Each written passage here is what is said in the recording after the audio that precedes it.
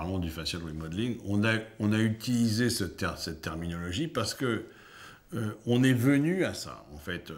Dans l'étude de validation qu'on a fait avec ces médecins chirurgiens, on remarque aussi que plus vous maîtrisez la technique d'injection, et comme vous la maîtrisez, vous pouvez injecter plus facilement, et donc vous injectez naturellement plus de produits pour la même patiente. Donc là, c'est essentiel quand même de réaliser une bonne asepsie de la peau en appliquant correctement notre antiseptique. En fait, les points d'injection, je vais les matérialiser par des petits cercles là. Ça permet de voir la peau. Si je fais un point, je ne vois plus la qualité de la peau en dessous. À partir de ce point-là, on injectera comme ça. Et puis à partir de ce point-là, on injectera comme ça pour remodeler la joue. Je réalise tout de suite, je fais le point de la glabelle. Le fait d'utiliser cette technique et de la maîtriser, ça permet de faire en une séance qu'on faisait peut-être en plusieurs séances auparavant. Mais je pense quand même qu'il y a un plus par cette technique d'injection, c'est-à-dire qu'on peut injecter plus facilement avec moins de douleur et moins d'échymose, moins d'hématome. Donc ça facilite le travail.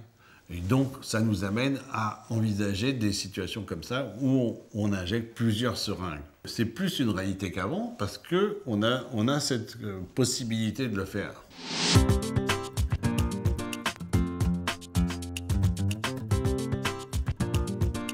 Là, j'ai pris du deep line pour faire le sourcil et la glabelle. De nouveau du deep line sur la zone du sillon. Ensuite, je vais prendre de l'ultra deep pour faire la pommette et la zone arrière de la pommette.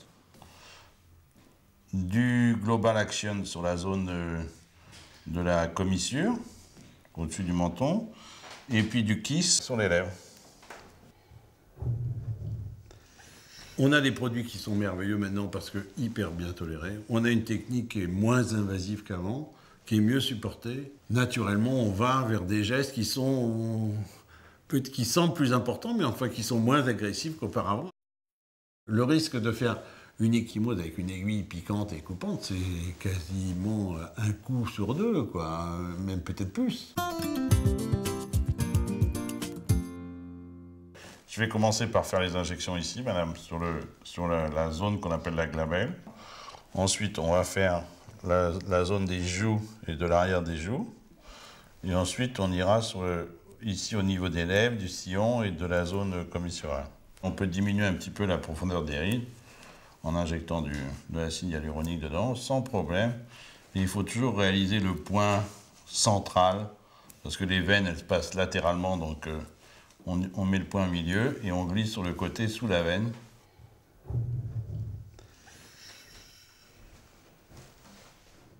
J'utilise toujours la flexibilité de l'aiguille pour pouvoir la glisser à l'intérieur. C'est plus difficile d'aller du haut vers le bas que du bas vers le haut. Donc il faut toujours tirer sur la peau. Toujours le même principe, on étale notre produit en éventail de façon à avoir un vrai nappage sous-cutané.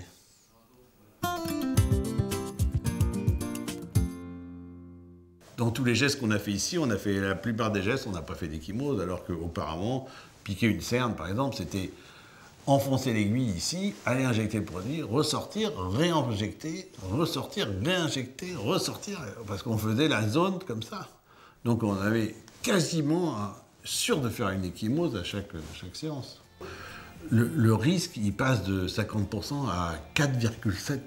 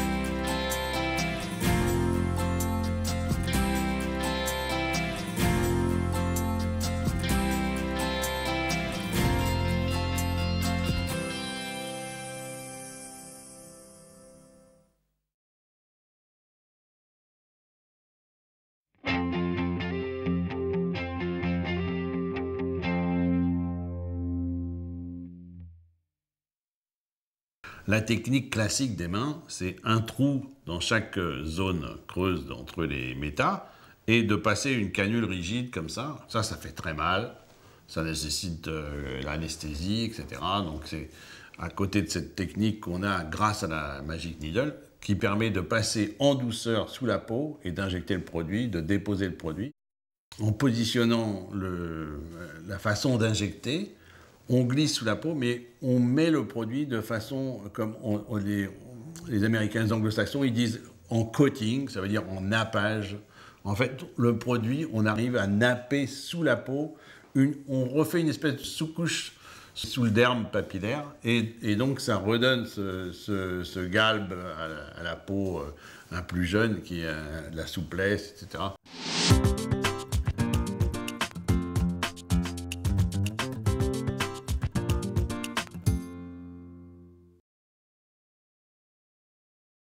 Bon, pour les mains, il y a des différents protocoles, mais nous, on fait deux petits trous, ici, et l'autre, on met à peu près central, au même niveau, les deux au même niveau, un de chaque côté, évidemment en évitant les veines, parce qu'on va passer sous la veine, en fait.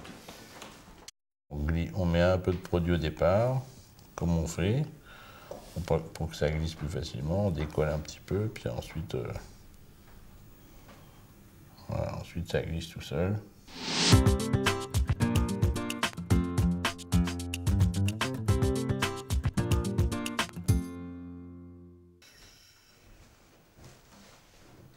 On préfère les produits avec de haute viscosité, de façon à ce que le produit ne diffuse pas dans tous les endroits et qu'il reste en place au niveau où on l'a mis, c'est-à-dire dans la profondeur.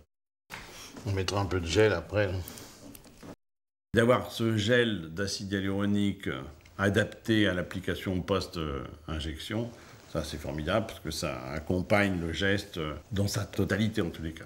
C'est vrai que les mains, c'est une excellente indication de cette technique et assez impressionnante au plan du résultat. Résumons maintenant pour les mains selon la méthode du Dr Herzog. Le diamètre de l'aiguille qui permet de faire l'incision est similaire ou légèrement supérieur au diamètre de l'aiguille souple. L'incision doit être pratiquée en utilisant seulement le biseau de l'aiguille sans être enfoncé dans la profondeur. 2 points d'injection sont nécessaires et sont situés sur une ligne médiane transversale. La position des points est à choisir de façon à couvrir toute la surface cutanée. La technique d'injection requise correspond à une méthode rétrotraçante avec maintien cutané opposé à la direction de l'aiguille. L'injection est sous-cutanée et doit passer sous le réseau veineux dorsal de la main. Dans le traitement des mains, l'utilisation d'une aiguille 25 ou 27G est recommandée.